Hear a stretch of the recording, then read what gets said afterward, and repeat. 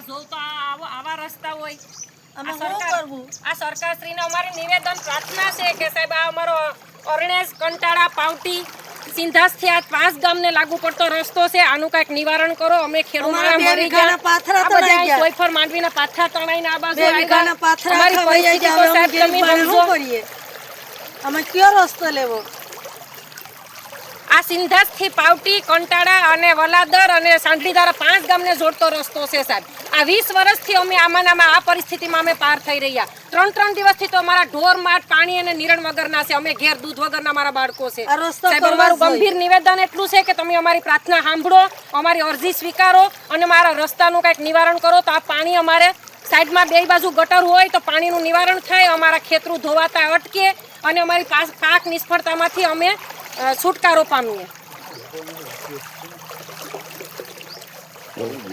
બોલો બોલો બોલો. સરકારશ્રીને નમ્ર વિનંતી છે કે આ રસ્તો બની જાય તો આપણે વિનંતી છે કે આ રસ્તો બનવો જોઈએ અને આ પાણી બંધ થવું જોઈએ, કારણ કે અમારું પાણી બોનસ કરવું જોઈએ. અમારી 2 વીઘાની માંડવી વહી ગઈ, હવે એનું બહાર આવે એટલે બધી જમીનમાં ધોવાણ થાય. બરોબર છે. અમે આ મહેનત કરીને બધી દવા ને બિયારણ ઉધાર લીધું હોય, અટાણે 2 વીઘાની માંડવી વહી ગઈ, એનું અમારે શું કરવું મજૂર માણાને?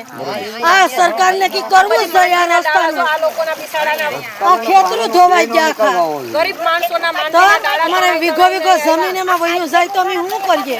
આ રસ્તો થઈ જાય તો ફાસરિયામાં જે પાણી ઘૂસી જાય એ પણ બંધ થઈ જાય. સિંધાસમાં પાણી ઈ પોર આવ્યા તો કોઈ કર્યું નહીં. જો ફાસરિયાવાળા આંદોલન કોરનો તો મામલતદાર આવ્યા.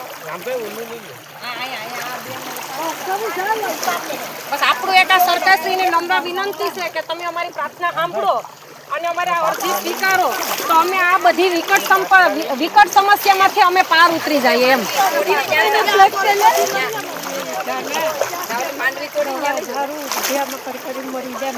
તમારી બેન 2 વીઘાની માંડવી ગઈ ને?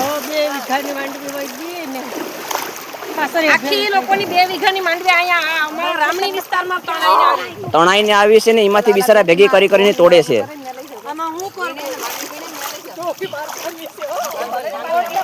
આ માંડવી આ તણાઈને આવી 2 વીઘાના પાથરા એ બિચારી આ બેનો છે સવારથી આ તોડે છે આમાં ગારા અને કિસડમાં.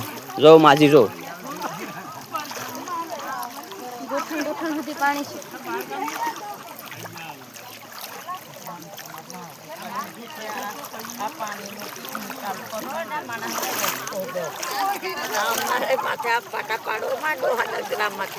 સવારના માજી છે ને એ બિચારા સવારના માંડવી તોડે છે. આ ખૂણામાંથી ને કાદવ કિસડમાંથી જનાવરના મોઢામાંથી ભેગા કરી ડાળા અને જો આ માજી છે એ તોડે છે. આ પ્રમાણે ગરી ગઈ બધી ઝાડા ઝાકઠામાં એ બધી કાઢે છે માડી.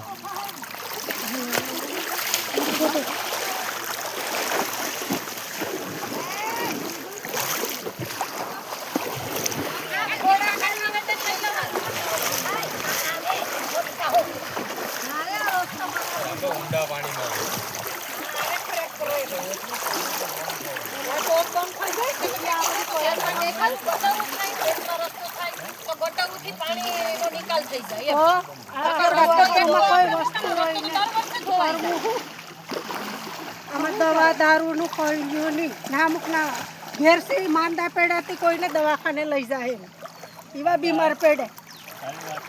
થોડુંક બોલીને